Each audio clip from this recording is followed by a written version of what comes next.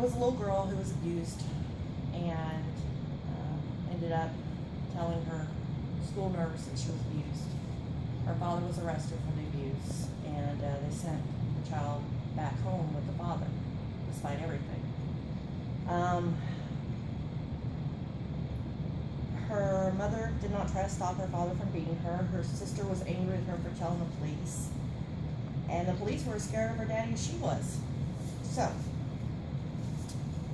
let's talk about abuse. It does affect us all.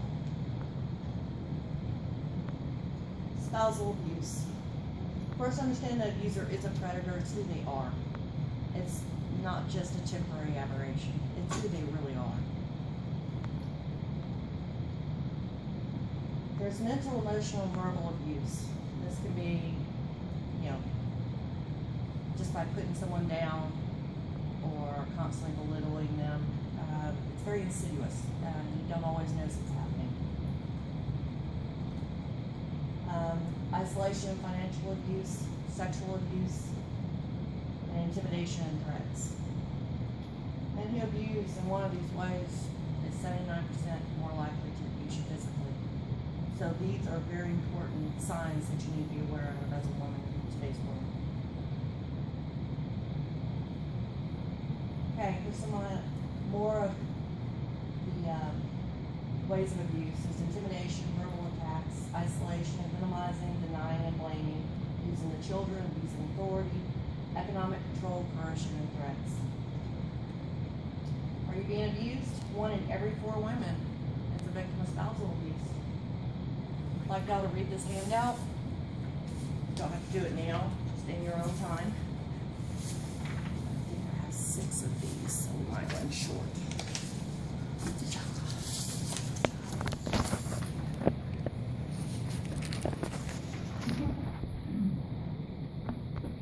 Understand that. 1 in 4. There's only 8 of us in here. By statistics, 2 of us have or will be abused in our lifetime.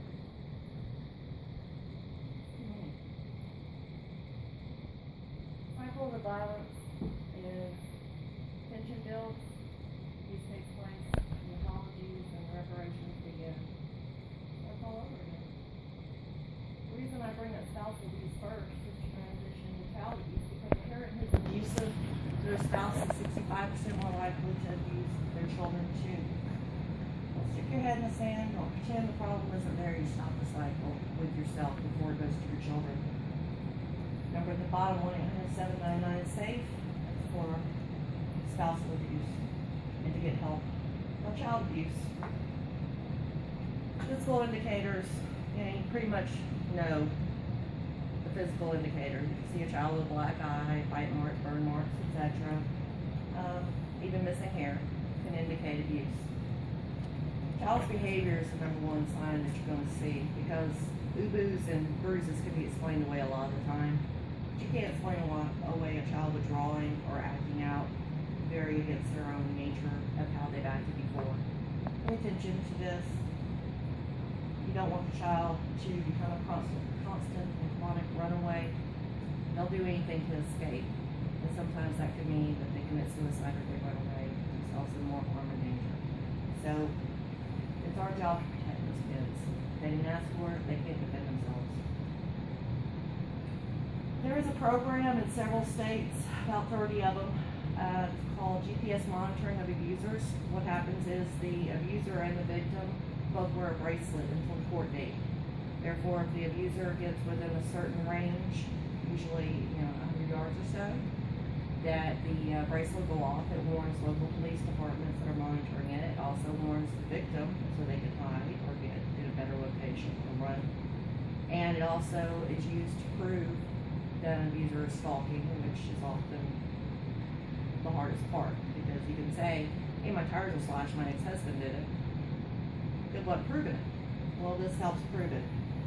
The only problem is judges are slow to implement this. All this new age fancy stuff with cell phones and trackers, they just don't believe in all that. Most of the time, it's really hard to get a protective order in the first place, much less get one that you actually have tracking and monitoring of the abuser.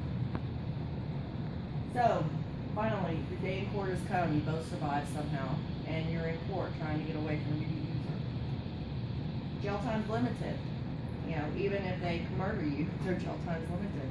So, it's not really doing much good. There's no tracking after a release. They can come after you again if they didn't get you the first time. There are many, like the Civil Liberties Union, that are more worried about the abuser's rights than the rights of the abused person themselves. Most times, the abused are coerced into returning to the abuser. In the case of children, the state coerces a child to return under the guise of reunification. The abuser then moves out of the jurisdiction where convicted, and all outside contact is cut off for the abused. Abuse continues and usually escalates 92% of the time. The violence escalates. There ought to be a law. I would like to introduce a nationwide system that tracks not only the adult Social Security number, but most especially the abused and or the child's Social Security number. Monitoring and registration of abusers when they're convicted. Therefore, all this information would go into a nationwide system that would track them. This would come into play when they're enrolling for school, kids enrolling for school. The schools would be notified, so they'd be able to keep an extra vigilant eye on that child and their welfare. Also, when someone goes to the hospital, either an adult or a child, this will pull up in the system. Hey, we've got an abused party here. Let's find out, is this still happening, or is this something we need to be aware of? Most of the time, in fact, in a study they did recently of abused spouses, they just wanted someone to ask them. They couldn't come out and say it themselves, but when they were at the point where they didn't want to make excuses anymore, they really expected their doctor or caregiver to reach out and make a connection, more than they expected to say it themselves.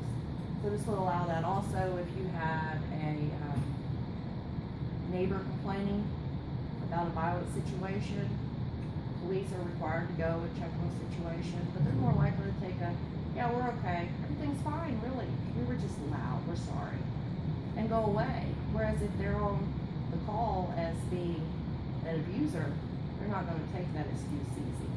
They'll say, well, you know, we might want to separate y'all for a little while.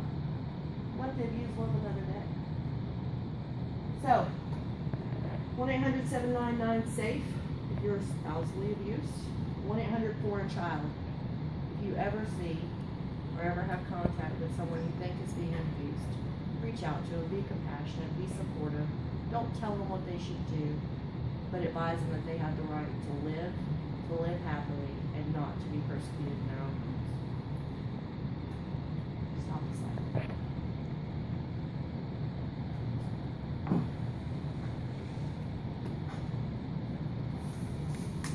Oh, wait, turn it back on. That'll be the conclusion. It's on. Okay. I haven't turned it off. So in conclusion, while the wheels of justice and the introduction of new bills takes time, we as Americans can use the interim to meet violence Not face to now. face. Don't turn away from an uncomfortable situation or just shake your head at a parent losing their mind at their child. Act. Interfere. Do something. Don't allow one more child to be abandoned. Remember that little girl that I told you about? She never asked to be abused. She never deserved to be deserted by all the adults who were supposed to love and protect her. Someone should have stepped in. Someone should have helped her. I stand before you today telling you that I am that girl. I survived 4 more years of abuse before I ran away from that monster who I call Daddy and became an emancipated adult. I did survive. I survived many broken bones, scars, and damage so deep it is indescribable. But I should not have been abandoned that night 30 years ago. Be aware of the people around you, especially defenseless children.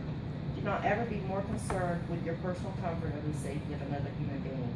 You can make a difference. You might even save a life. The next time you suspect abuse, or if you are living in an abusive situation, get help. There are people like me rooting for the children. Join me.